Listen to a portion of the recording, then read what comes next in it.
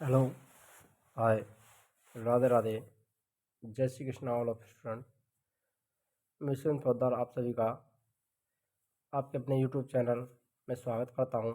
मेरे प्यारे विद्यार्थियों, आज के वीडियो में आपके लिए प्राचीन भारतीय इतिहास के स्रोतों के बारे में बताने जा रहे हैं। जो इंडियन हिस्ट्री है उसके इतिहास को जानने के स्रोत कौन कौन से हैं, उन स्रोतों का वर्णन कराएंगे। प्राचीन भारतीय इतिहास के विषय में जानकारी के मुख्यतः 4 स्रोत हैं। कितने स्रोत प्राप्त होते हैं?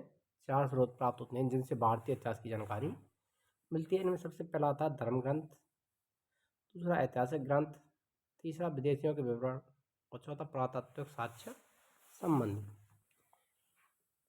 इनसे भारतीय इतिहास की जानकारी मिलती है। तो देखिए, धर्म ग्रंथ ऐतिहासिक ग्रंथ से मिलने वाली महत्वपूर्ण जानकारी। तो यहाँ पर ये पहला हो जाएगा, धर्म ग्रंथ और ऐतिहासिक ग्रंथों से मिलने वाली जानकारी। भारत का सर्व प्राचीन जो ग्रंथ है धर्म ग्रंथ, वो वेद है। भारत का सबसे प्राचीन धर्म ग्रंथ किसको माना जाता है? वेदों को माना जाता है। जिसके संकलनकर्ता की बात करते हैं तो संकलनकर्ता कौन है? इसके संकलनकर्ता महर्षि कृष्णदेवरायन वेदव्यास। ये वेदों की रचना किसने की थी? वेदव्यास ने की थी। वेद वसुदेव कुटुंबकम का उपदेश देते हैं। ये वेद हैं, उनमें क्या वसुदेव कुटुंबकम है, संपूर्ण विश्व हमारा संसार है, इसका उपदेश दिया गया है। भारतीय परंपरा वेदों को नित्य तथा अपौरुषेय मानती है। यानी भारतीय परंपरा में वेदों को क्या कहा है? नित्य और अपौरुषेय कहा गया है। इनकी रचना पुरुषों के द्वारा नहीं की। वेद 4 हैं। वेदों की संख्या कितनी बताई गई है? 4 बताई गई है, जिनमें ऋग्वेद, यजुर्वेद, सामवेद, अथर्ववेद। इन चारों वेदों को संहिता कहा जाता है। इन चारों वेदों को क्या किस नाम से जाना जाता है? संहिता। तो चारों वेदों को क्या कहते हैं? संहिता कहते हैं। सबसे जो प्राचीन वेद है वो ऋग्वेद है, और यजुर्वेद, सामवेद, अर्थवेद इनकी रचना बाद में हुई थी।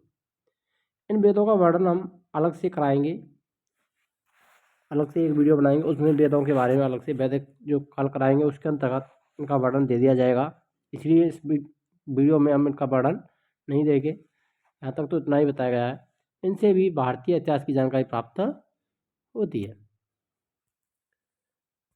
देखिए, ईसा पूर्व और ईसवी, इसके बारे में भी जानना जरूरी है।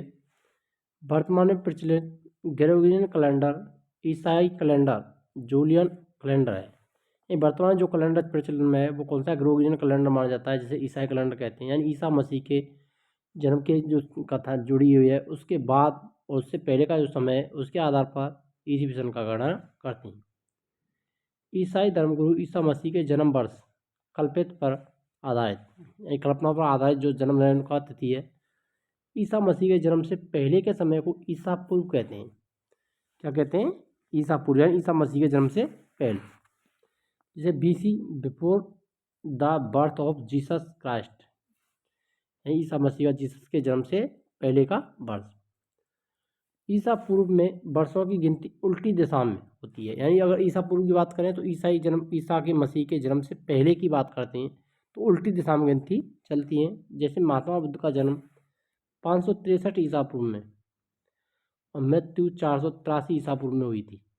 ईसा मसीह के जन्म के बाद से पहले की बात है, तो इसीलिए पूर्व में लिखा गया है, उल्टी गिनती चल रही है। यानी ईसा मसीह के जन्म के 563 वर्ष पूर्व महात्मा बुद्ध का जन्म हुआ और 483 वर्ष पूर्व मृत्यु हुई थी।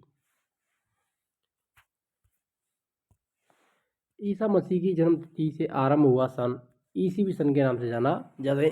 ईसा मसीह का जो जन्म हुआ उससे जो अब हमारा समय चल रहा है उसको क्या कहते हैं? ईसी सन के नाम से पुकारते हैं। इसीलिए इसे संक्षेप में ई लिखा जाता है। ई को लैटिन भाषा के शब्द एडी में लिखा जाता है। एडी का अर्थ होता है एनो डोमिनी, जिसका शाब्दिक अर्थ है in the year of Lord Jesus Christ. AD का क्या अर्थ है? शाब्दिक अर्थ in the year of the Lord Jesus Christ माना जाता है। देखिए, धर्म ग्रंथों के बारे में पढ़ लिया। अब आती है विदेशी यात्रियों से मिलने वाली प्रमुख जानकारी। विदेशी यात्री आए थे, उनके लेखक हैं, उनके द्वारा जो जानकारी प्राप्त होती है। यूनानी और रोमन लेखक सबसे पहले, जिनमें टेसियस सबसे पहला आता है, जो कि ईरान का राजवंश था। टेसियस कहाँ का राजवंश था? ईरान का। भारत के संबंध में इसका विवरण आश्चर्यजनक कहानियों से भरपूर होने के कारण अविश्वसनीय है। यानी इसने क्या है, अपने विवरण में आश्चर्यजनक कहानियों का वर्णन किया है, इसीलिए इसको अविश्वसनीय माना जाता है। इस पर इतना विश्वास नहीं किया जा सकता। अब आते हैं हेरोडोटस। इसे इतिहास का पिता, इतिहास का जनक किसे कहा जाता है? हेरोडोटस को इतिहास का पिता कहा जाता है। इसने अपनी पुस्तक हिस्टोरिका में 5वीं शताब्दी ईसा पूर्व के भारत और फारस के संबंधों का वर्णन किया है। ये भारत और फारस की खाड़ी थी, उसके मध्य के जो देश थे, उनके मध्य जो संबंध थे, उनका उल्लेख किसमें मिलता है? हिस्टोरिका जो पुस्तक है उसके लेखक हैं हेरोडोटस, उसमें मिलता है। परंतु इसका विवरण भी अनुश्रुतियों एवं अफवाह पर आधारित है। यानी जिसने जो सुना और जो अफवाहें थी, उन्हीं के आधार पर इसने अपना विवरण लिख दिया था। सिकंदर के साथ आने वाले लेखकों में निर्याक्स, आनेस्क्रेटस और आमिस्टोबुलस के विवरण अधिक प्रामाणिक और विश्वसनीय माने जाते हैं, क्योंकि ये सभी लेखक सिकंदर के साथ में आए थे और उन्होंने जो कुछ देखा उसका वर्णन किया था। मेगास्थनीज या सेल्यूकस निकेटर का राजदूत था, जो कि चंद्रगुप्त मौर्य था, उसके राज दरबार में आया था। जब मेगास्थनीज सेल्यूकस निकेटर के राजदूत के रूप में कहाँ पर आया था? चंद्रगुप्त मौर्य के राज दरबार। इसने अपनी पुस्तक का जो नाम है वो इंडिका, क्या पुस्तक लिखी थी? नाम क्या था उसकी पुस्तक का? इंडिका में मौर्य युगीन समाज और संस्कृति के विषय में लिखा था। यानी मौर्य काल की उस समय की जो समाज और संस्कृति, उसके बारे में इसका विवरण किया था। डायमेकस या सीरियन नरेश अंतियोकस का राजदूत था। यानी सीरिया के नरेश थे अंतियोकस, उन्होंने ये राजदूत भेजा था, जो कि बिंदुसार के राज दरबार में आया था। ध्यान में रखना है दोनों को। नैंसी चंद्रगुप्त मौर्य के दरबार में आया और डायमेकस बिंदुसार के दरबार में आया था। इसका विरोधी मौर्य युग से संबंधित है, यानी मौर्य काल से संबंधित है, कि बिंदुसार मौर्य काल का ही शासक था। बिंदुसार को अमित्रघात के नाम से भी जाना जाता है, इन शत्रुओं का नाशक।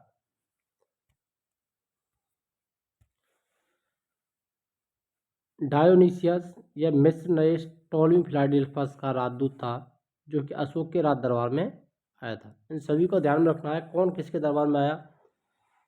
तो मेगास्थनीज चंद्रगुप्त मौर्य के में, ठीक है। डायोनीसियस अशोक के राज दरबार में आया था और डायमेकस बिंदुसार के दरबार में आए थे। टोलेमी, इसने 2वीं शताब्दी में भारत का भूगोल, इंडियन ज्योग्राफी नामक पुस्तक लिखी थी। तो भारत का भूगोल पुस्तक किसने लिखी थी? टोलेमी ने। उससे भी भारत का इतिहास की जानकारी प्राप्त होती है। प्लिनी, इसने प्रथम शताब्दी में नेचुरल हिस्ट्री नामक पुस्तक लिखी। इसमें भारतीय पशुओं, पेड़ पौधे, खनिज पदार्थ आदि के बारे में विस्तृत विवरण मिलता है। पेरिपलरा ऑफ द एथ्रियन सी, इस पुस्तक के लेखक के बारे में जानकारी नहीं मिलती है कि इसका लेखक कौन था। यह लेखक करीब 80 ईस्वी में हिंद महासागर की यात्रा पर आया था। इसने उस समय भारत के बंदरगाहों और व्यापारिक वस्तुओं के बारे में जानकारी प्रदान की थी। अब आते हैं चीनी लेखकों का विवरण। चीनी लेखक सबसे पहला आता है फाहियान, जो चीनी यात्री गुप्त नरेश चंद्रगुप्त द्वितीय विक्रमादित्य के दरबार में आया था। इसने अपने विवरण में मध्य प्रदेश के समाज एवं संस्कृति के बारे में वर्णन किया। मध्य प्रदेश की जनता को सुखी एवं समृद्ध बताया और 14 वर्षों तक ये भारत में रहा था। तो फाहियान कितने वर्ष तक भारत में रहा था? 14 वर्ष तक भारत में रहा था। संयुगन 518 ईस्वी में भारत आया। इसने अपनी ये 3 वर्षों की यात्रा में बौद्ध धर्म की प्राप्तियां एकत्रित की थी, यानी बौद्ध धर्म से संबंधित जो प्रतियां थी उनको इन्होंने एकत्रित किया था। आता है हिंसांग, ये हर्षवर्धन के शासनकाल में भारत आया। हिंसांग 629 ईस्वी में चीन से भारत के लिए प्रस्थान किया। 629 ईस्वी में लगभग 1 वर्ष की यात्रा के बाद सर्वप्रथम वह भारतीय राज्य कपीसा पहुंचा था। कहाँ पर आया था ये? कपीसा में। भारत में 15 वर्ष तक ठहरकर 645 ईस्वी में चीन लौट गया। तो कितने वर्ष रहा था ये भारत? 15 वर्षों तक रहा था और 645 ईस्वी में वापस लौट गया। वह बिहार में नालंदा जिला स्थित नालंदा विश्वविद्यालय में अध्ययन करने तथा बाहर से बौद्ध ग्रंथों को एकत्रित कर ले जाने के लिए आया था। इसका भ्रमण वृत्तांत सीयूकी नाम से प्रसिद्ध है, जिसमें 138 देशों का विवरण मिलता है। कितने देशों का उल्लेख मिलता है? 138 देशों का। इसने अर्धकालीन समाज, धर्म एवं राजनीति के बारे में वर्णन किया। इसके अनुसार सिंध का राजा शूद्र था। हिंसांग ने बुद्ध की प्रतिमा के साथ साथ सूर्य और शिव की प्रतिमाओं का भी पूजन किया था। हिंसांग के अध्ययन के समय नालंदा विश्वविद्यालय के कुलपति कौन थे? शीलभद्र। मोस्ट इम्पोर्टेंट है ये। क्या हिंसांग के अध्ययन के समय नालंदा विश्वविद्यालय के कुलपति कौन थे? तो शीलभद्र थे। यह विश्वविद्यालय बौद्ध दर्शन के लिए प्रसिद्ध था। इत्सिंग 7वीं शताब्दी के अंत में भारत आया। इसने अपने विवरण में नालंदा विश्वविद्यालय और विक्रमशिला विश्वविद्यालय तथा अपने समय के भारत का वर्णन किया था इत्सिंग ने। अब आते हैं अरबी लेखक, जिनमें अल बिरूनी का नाम प्रथम आता है। महमूद गजनवी के साथ ये भारत आया था। अरबी भाषा में लिखी गई इसकी जो कृति है वो किताबुल हिंद, जिसे तहकीक हिंद या भारत की खोज कहा जाता है, आज भी इतिहासकारों के लिए महत्वपूर्ण स्रोत है। ये एक विस्तृत ग्रंथ है जो धर्म, दर्शन, त्यौहार, खगोल विज्ञान, कीमिया, रीति रिवाजों, प्रथाओं, सामाजिक जीवन, भारतोल, मापन विधि, मूर्ति कला, कानून, मापतंत्र विज्ञान आदि विषयों के आधार पर 80 अध्यायों में विभक्त है। कितने अध्यायों में बांटा गया है इसको? 80 भागों में बांटा गया है। इसमें राजपूत कालीन समाज, धर्म, रीति रिवाज, राजनीति आदि पर भी सुंदर प्रकाश डाला गया है। अब आते हैं वनवतुता, जिसके द्वारा अरबी भाषा में लिखा गया एक उसका जो यात्रा वृत्तांत है, इसका नाम है रहला, जिसको कहते हैं रेहला कहते हैं या रहला भी कहते हैं।